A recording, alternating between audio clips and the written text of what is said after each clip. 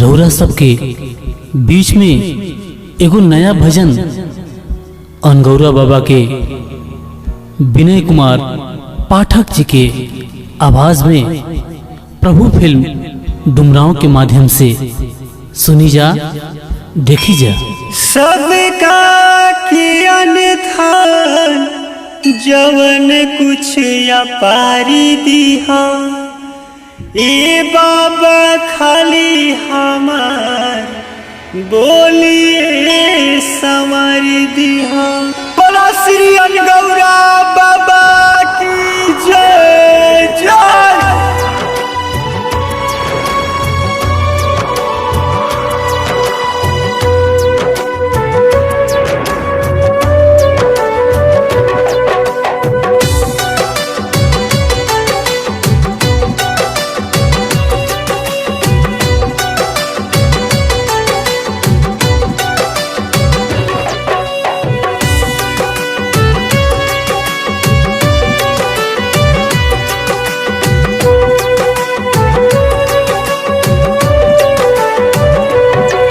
जय जय हो बाबा अनगौरा, आइल बानी शरण में रौरा, शरण में रौरा।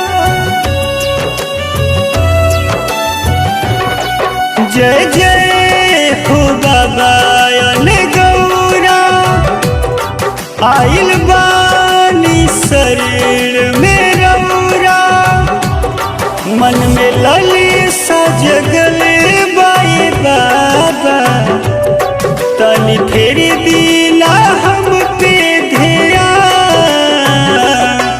अनगौरा राव नाम जाने दुनिया जहान, करी कृपाए बाबा रौरा होई महान।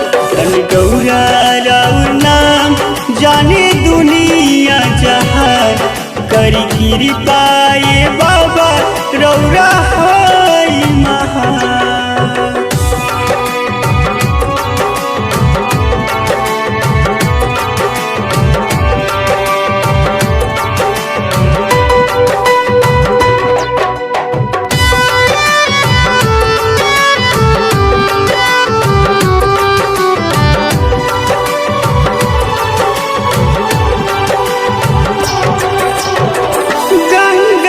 पानी जैसे मन बा पवित्र, तोहरा सिवाय नइखे केहू हमार मित्र, हमार मित्र। गंगा के पानी जैसे मन बा पवित्र, तोहरा सिवाय बाबा नइखे केहू मित्र। लोग कहेला बछनी आए बाबा, पूरा कदी नहीं है अरमान। अनगौरा राउर नाम जाने दुनिया जहान, करी कृपाए बाबा रौरा होई महान। अनगौरा राउर नाम जाने दुनिया जहान, करी कृपाए बाबा रौरा होई महान।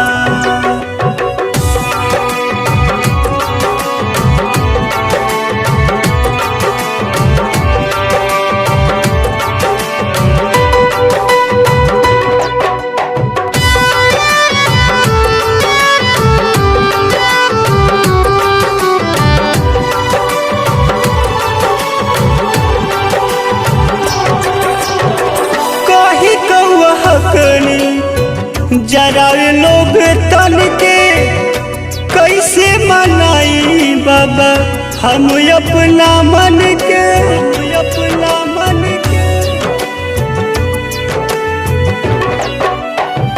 कही कौआ हकनी जरा लोग तन के कैसे मनाई बाबा हम अपना मन के।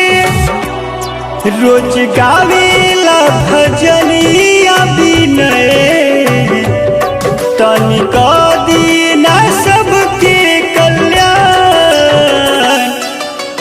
गौरा राउर नाम जाने दुनिया जहान, करी कृपाए बाबा रौरा होई महान। गौरा राउर नाम जाने दुनिया जहान, करी कृपाए बाबा रौरा होई महान। Music by Prabhu films Dumraon.